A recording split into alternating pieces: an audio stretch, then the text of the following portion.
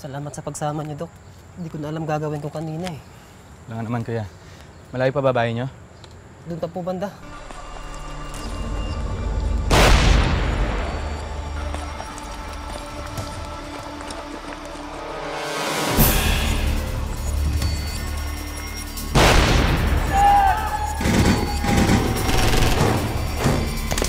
Dito muna tayo. Hindi natin matutulungan yung asawa mo pag nabaril tayong dalawa.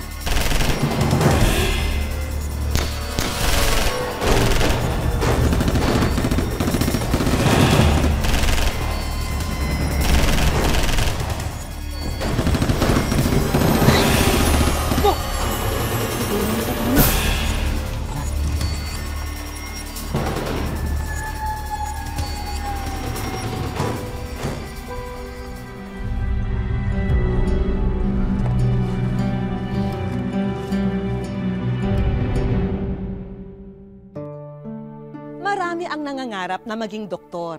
Maliban sa sila'y kagalang-galang, madalas ay maginhawa raw ang kanilang buhay.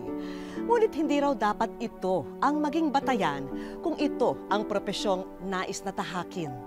Dahil kailangang taimtim ang dedikasyon niya sa kabila ng kahit anong hadlang. Dapat magampanan niya ang sinumpaang tungkulin na maglingkod sa kapwa at mapabuti ang kalagayan at madugtungan ng buhay ng bawat pasyente. Magandang hapon po mga kapuso, ako po si Vicky Morales at ito ang Wish Ko Lang.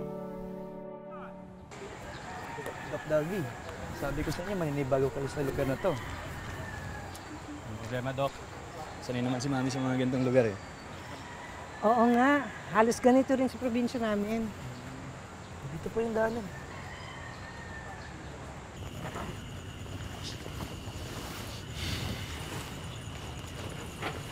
Sayang nga, no? Hindi naabutan ni Daddy yung pagiging doktor ko. Tingin mo, matutuwa kaya siya na mas pinili kong maging doktor dito sa baryo kaysa mag-serve sa PGH.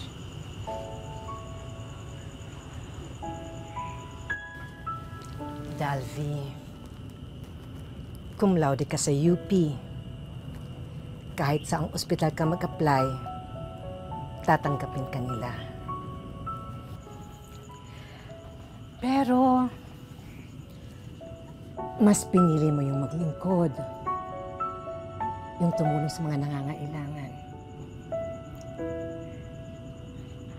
Ganun din ang daddy mo, di ba?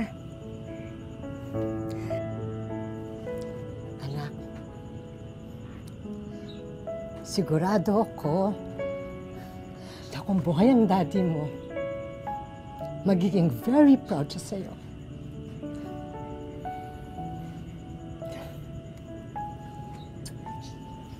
Mga barangay, sandali lang ho, may pakikilala ako sa inyo.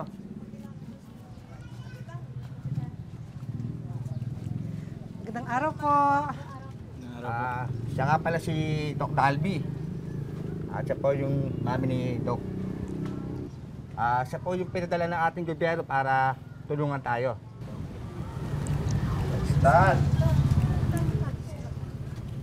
Matigas ang ulo mo. Di ba sinabi ko sa'yo, hindi natin kailangan ng doktor dito sa lugar natin. Hindi bagay yan dito. Lakay, kailangan natin sila.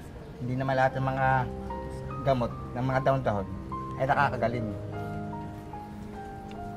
Iniinsulto mo ako. Hindi lakay, pero Kung sa bagay, hindi ka naman taga rito.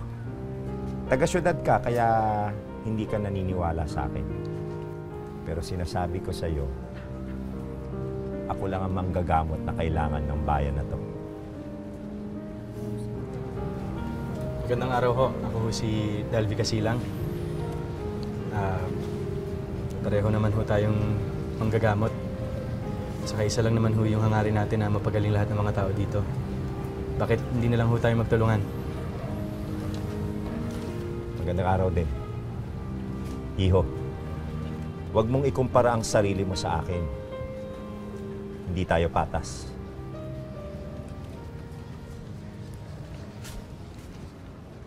Hello, Doc. Gusto mo po kayo? Buti naman. Ano pangalan mo? Kain po. Nandito ka lang pala, bata ka. Kanina pa kita hinahanap. Sandali lang na. Dok, sumama kayo sa papakita ko pa ng aming health center. Tara.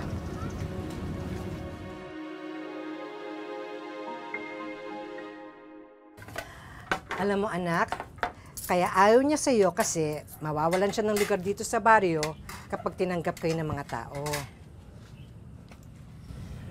Pero sa isang banda kasi parang hindi mo rin sila masisisi kasi ang dami na daw nagpunta dito ng mga taga-syudad.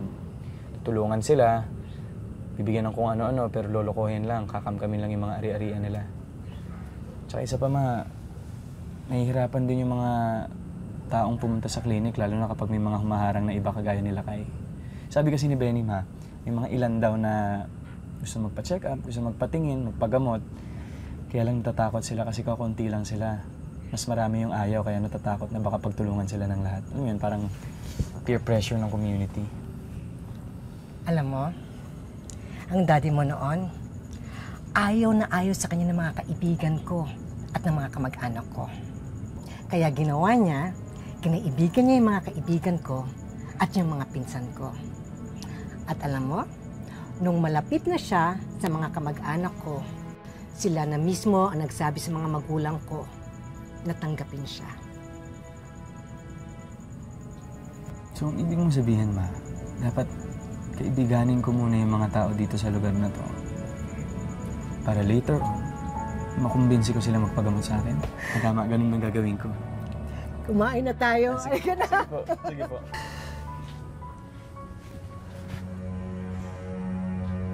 Ma? Problema? Hindi, masyado lang mainit siguro kanina. Tubig po muna kayo.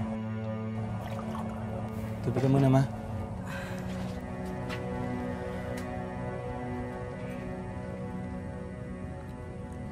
Okay ka lang, Ma? Kumain na tayo. Sige po.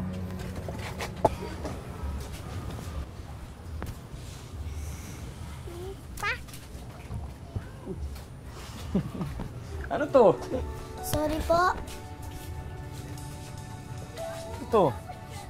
Laruan ko po. Papangalan mo? Ako po si Paeng. Ako po yung naghilong sa inyo. Yung bagong dating niyo po. Ikaw nga.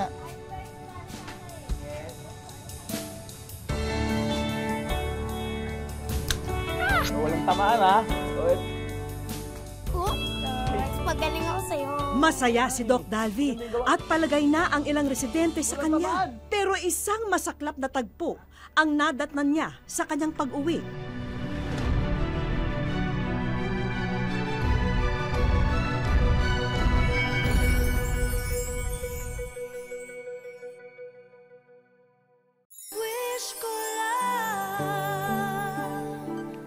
Nadestino si Dr. Dalvi sa isang malayong baryo sa Ilocos at isinama na rin niya ang kanyang ina para patuloy siyang maalagaan habang ginagawa ang kanyang mga tungkulin.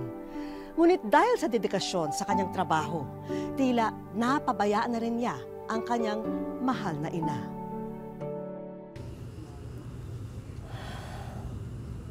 Ma, okay ka lang? Nakita kita nakasandusay ka dyan sa lapag eh. Ano nangyari?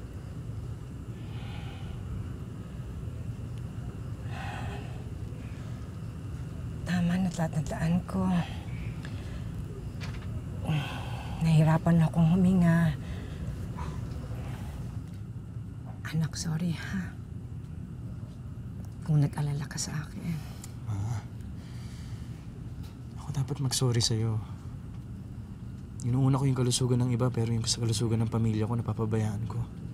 Pakiramdam ko wala akong kwentang anak. Wala kang kasalanan. Tinago ko kasi sa'yo kasi ayoko lang na mag-aalala ka sa akin. Hindi naman pwede yun, Ma. Hindi ko alam gagawin ko pag may nangyari sa inyo. Ma, gusto mo ba mag-resign na lang ako? Hindi na lang tayo sa atin.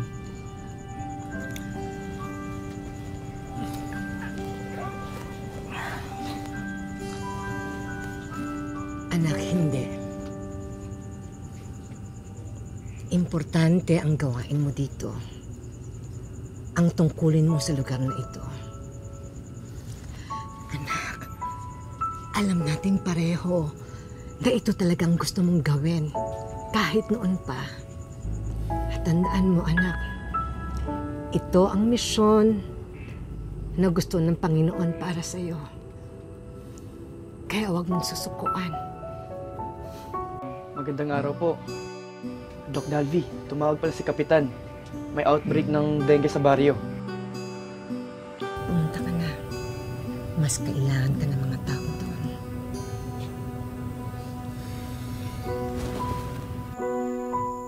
Sabi ng magulang, bigla na lang nilagnat yung bata eh.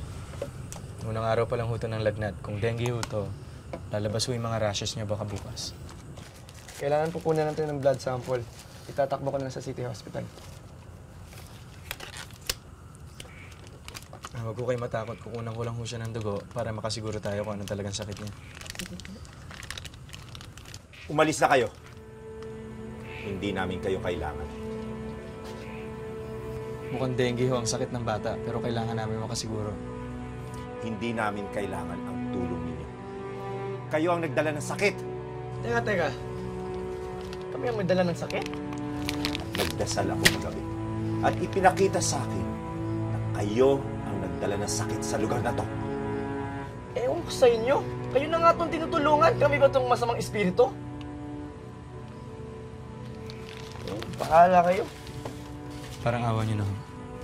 Malala ang lagay ng bata. Kung dengue ho to, malalagay sa panganib ang buong baryo.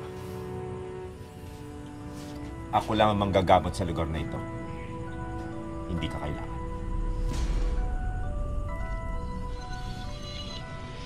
Eh di kung ayaw nila magpagkamot sa atin, hindi bahala sila. Hindi naman tayo mamamatay, di ba? Hindi naman pwedeng ganoon. Responsibilidad natin sila bilang mga doktor. Eh ano naman gagawin natin kung ayaw nilang magpagkamot sa atin? Okay. Let's try to focus here. Medyo nagiging malapit na ako dun sa mga magulang ng ibang mga batang nakakalaro ko. Ngayon, kailangan natin silang makumbinsing magpa-blood test. At paano mangyayari yun? Nakita mo naman yung bata kanina kung paano mag-freak out nung nakita niyang karayom, di ba? Isa lang. Isang bata lang ang kailangan natin makumbinse para makapagpagamot sa atin. Kapag umayos yung kondisyon niya, malaki ang tsansa na maniwala na yung mga tao na nandito sa atin. Dok! O bakit? Si Frank po may sakit. Ha?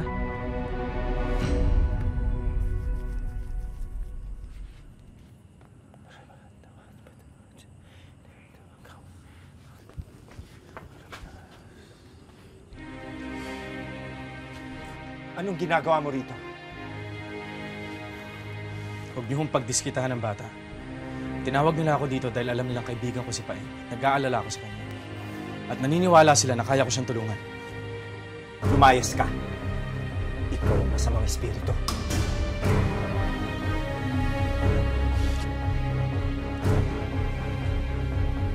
Hindi mo siya ilalabas rito. Hindi ho kayo umalis daraanan. Pagpipilitan ako saktan kayo.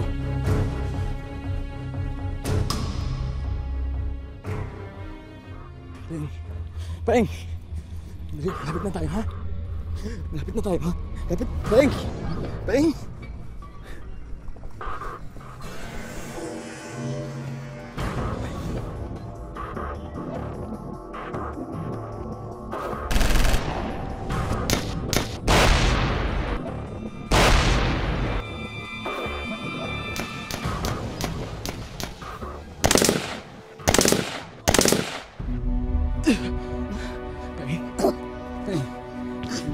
Paeng, sandali.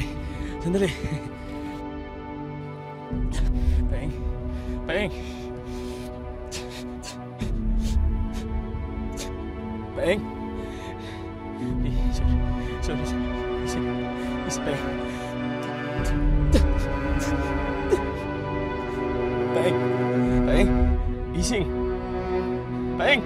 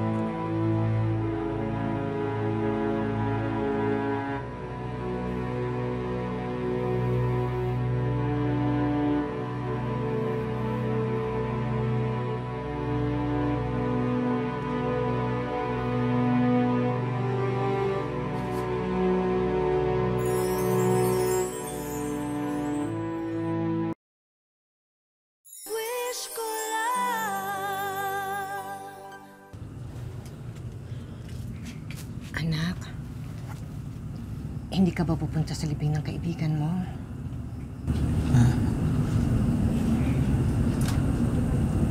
Hindi ko siya nasagip.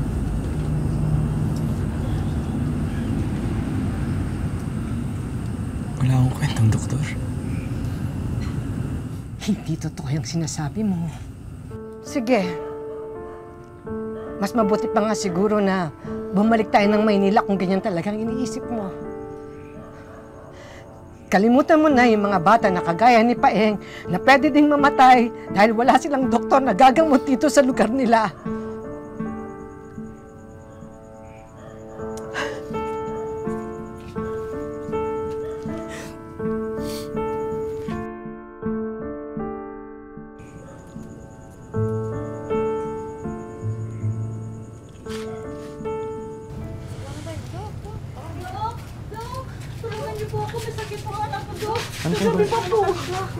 Ano pong problema? Nay! Lola! Bago kagad tayo sumuko sa nakagawian na nating panggagamot. Dayuhan yan! Tama si Doktor! Huwag kayo maniwala sa kanya, sinungaling! Tama si Dok! Sana pinagamot ko na lang kay Dok ang apo ko. Buhay pa sana siya ngayon. Hindi ho kaya ng nakagawian yung sakit na to. Ilan pa bang kailangan mamatay para maintindihan niyo? Dok, maawa na po kayo. Gamutin niyo na po yung apo ko. Sige na, Dok. Sige, doon tayo sa loob. Dok, maawa po. Dahil sa matagumpay na panggagamot, unti-unting nakuha na ni na Doc Dalvi at Doc Benny ang tiwala ng mga tao. Pero may bago na namang problema silang kakaharapin. Huwag niyo pong kakalimutan uminom ng gamot, Nay, ha? Pare, Dalvin. Galing ito mismo sa central office. Lumalakas daw yung presensya ng NPA dito sa area natin. Pinapapull out na tayo. Anong pull out? Pinapalis na tayo dito. Masyado na daw delikado. Pero paano yung mga pasyente natin? Hindi natin sila pwedeng pabayaan. Galing yan mismo sa superior natin. Pero paano yung mga tao dito? Nagtiwala na sila sa atin. Wala na tayong choice, pare. Aalisin nila yung suporta sa atin pag hindi tayo sumunod. Saan kahanap ng pera? Ng mga gamot, tsaka yung mga medical supplies.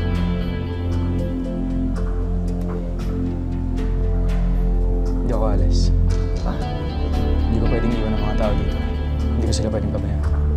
Bahala ka kung gusto mo magpakabayani, basta ako sisibat na ako dito.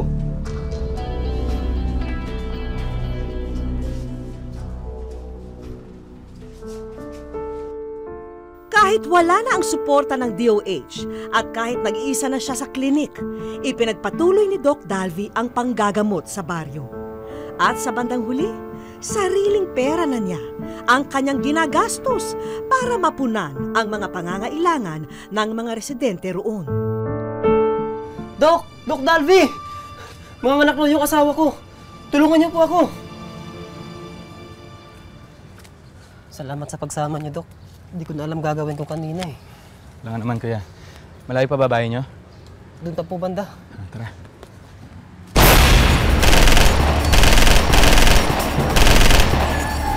Ito muna tayo. Hindi natin matutulungan sa akin pag nakalitan.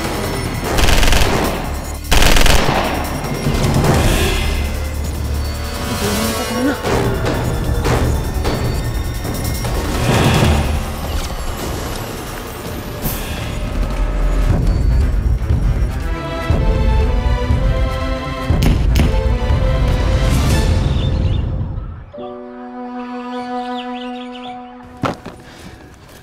Dok, ano ka ba? Papatay na kanina tapos ngayon gagamutin mo pa. Doktor pa rin ako. Kailangan kong gawin ang trabaho ko.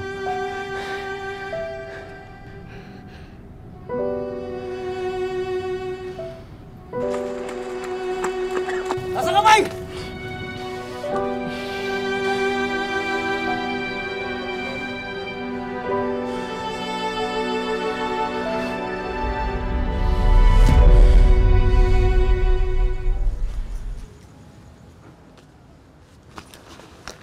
Dalvin! Dok Dalvin!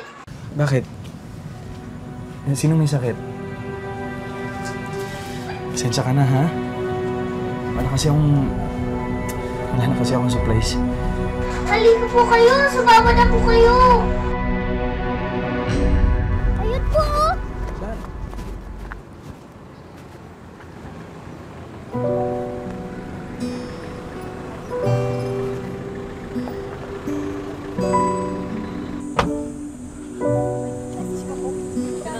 Magandang araw. Doc, good news. Dinalik na ng DOH ang suporta nila sa'yo. Uy! Doc, nga pala, andiyan na lahat ng mga medical supply.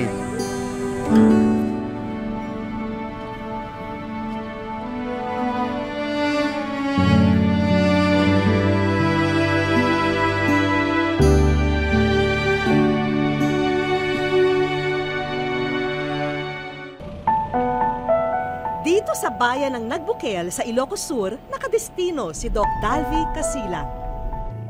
Sakay ng motor, patungo ngayon si Doc Dalvi sa Barangay Casocos. Ito ang pinakadulong barangay sa taas ng bundok. Tuwing darating si Doc Dalvi rito, sa ilalim ng puno na ito nagpupunta ang mga residente. Magpapatingin na kasi sila sa kanya. Pagdating sa area, marami kaming nakita na mga batang malnourished, so maliliit sila, magagaan, tapos may mga tao na may sakit na hindi nila alam na meron pala sila nung karamdaman na yon, tulad ng tuberculosis. Merong mga tao dito na stroke na lang bigla, hindi nila alam na may hypertension at diabetes pala sila. Binisita ni Doc ang kakasilang pa lamang na si Marinel. Si Doc Dalvi ang nagpaanak kay Baby Mark. Baga na nga kararagak ti apo, tamay normal ko ti anak ko. Ken papigsaak iti riknak. Pampanunutak ti anak nagyan ti tiyan ko ken may anak ko iti nasyaat. Malapit ang loob ni Doc Dalvi sa mga bata at kuya ang turing nila sa kanya. Pamilya na nga kung ituring ni Doc Dalvi ang mga taga-Nagbukel. Halos 2 taon na siyang naninilbihan sa kanila. Pero isang tao pa rin ang nagsisilbing lakas niya at ito ay ang kanyang Mami Dalisay. Kasi sinabi ng doktor may sakit ako. Kaya ibinuhos ko na lang yung time ko sa kanya. Na makasama ko siya palagi. Anak, salamat at sa panahon na ito magkasama tayo. Salamat sa Diyos at magkasama pa rin. Dahil din sa kondisyon ng ina, ay hindi siya magawang iwanan ng mag-isa ni Doc Dalvi. Inaalagaan ko yung ibang tao pero yung sarili kong nanay hindi ko na naalagaan. Parang kailangan kong ibalanse yun, di ba, yung pagtulong sa ibang tao at sa sarili kong pamilya. Kaya kinuha ko na siya, dinala ko na siya dito sa baryo.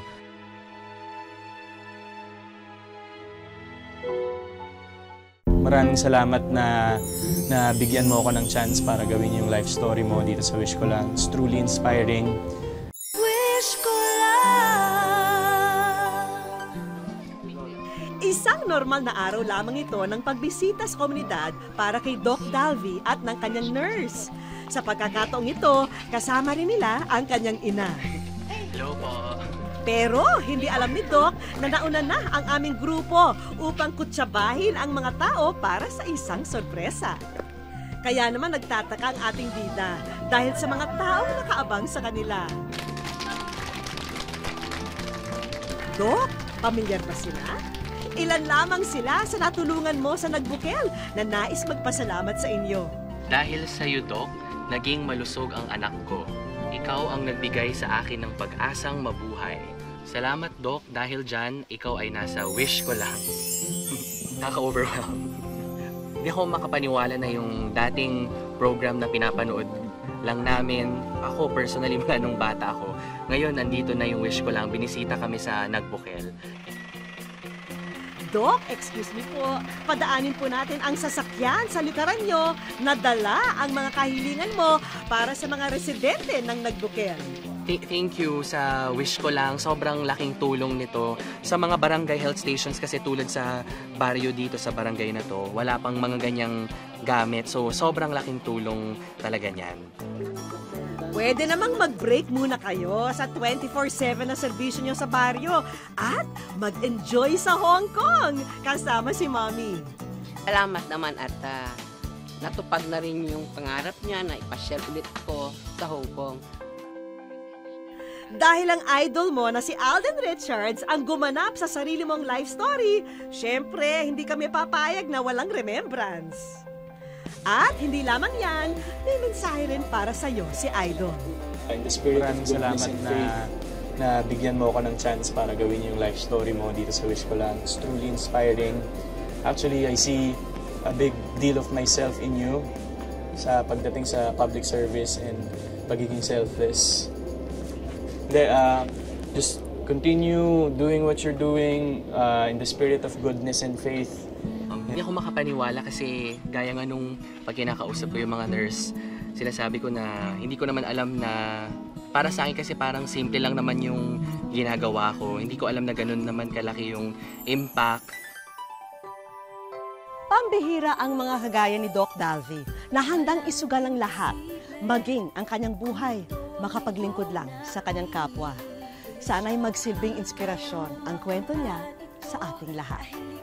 Maraming salamat po mga kapuso. Ako po muli si Vicky Morales at ito ang Wish Ko Lang.